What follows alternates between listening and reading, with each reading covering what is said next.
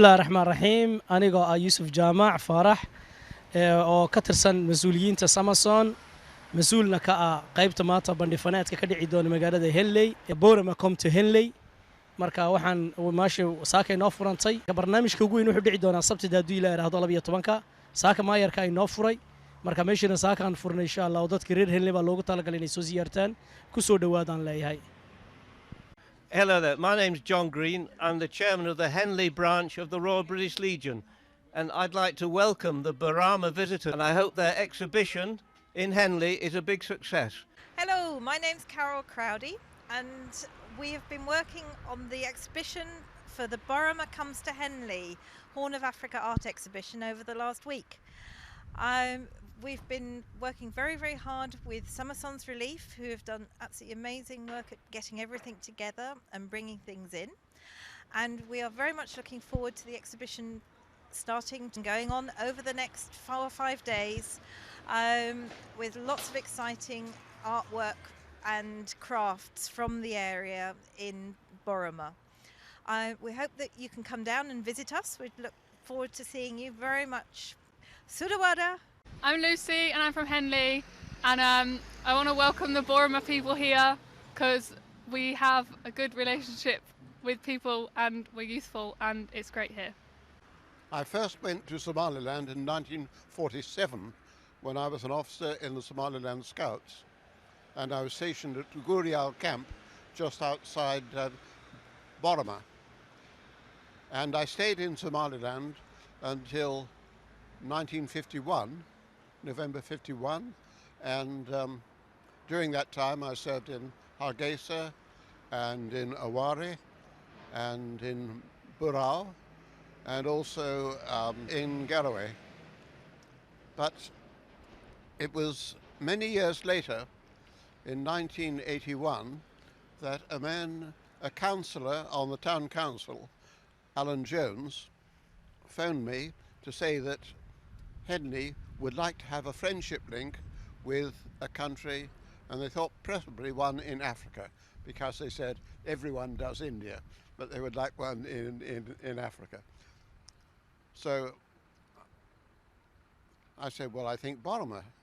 He said, that's the second man today who's told me about Boroma. He said the other man is the son of Dudley Walsh, and Dudley was the first DC, District Commissioner, in Boroma in 1927. So this was very good, because he said that's 2 recommendations in one day. I was going to Somalia, to Mogadishu, and I saw President Siad Barre, and I told him about this idea of a friendship link. And he said, yes, you can go, but next time you make another friendship link with somewhere in southern Somalia. I said, well, we'll try. So I flew to Hargeisa, and I met some old friends of the Somaliland Scouts, like Miad Dukseye and so on. And then we went to Boroma. When I say we, I had with me a reporter from the Daily Telegraph. And we were received by the people of Boroma. They were very suspicious. I think this was because we'd come from Mogadishu, and they weren't sure whether I'd been sent by Siad Barre or what. Anyway, I talked to them and said, no, this is entirely spontaneous by the people of Henley, and we would like to help you in various ways. Why don't you let me have a list tomorrow of the various things that we can help with. The following day they produced a very big list that included street lighting and other things. But we got there eventually. We, after a few years, built the power station, or rather re-equipped the power station. It had old Russian equipment that was very poor. And as a result of that, Boroma eventually got street lighting. So that was a promise fulfilled. We got a lot of help in Boroma in the early days from the Ugast, Ugas Haji Jama Mohammed Ugas Elmi, and from Ahmed Mubin Dulal. But unfortunately, the Civil War came along. It had a good outcome with Somaliland becoming independent, but there was no communication for 3 years, which was very worrying. And so in 1992, Civil War ended in 91.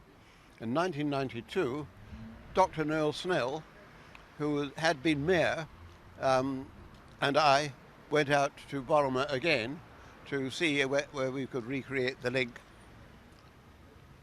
Unfortunately, the Ugas died, Ahmed Mubin Jalal died, and communication between us became rather difficult. But now we have a substantial community from Boroma in England. I think we have re-established communication again. And one of the ideas was to have, if we can't get people from Henley to visit Boroma, with the help of Boromese people in England, to bring Boroma to Henley, hence the exhibition.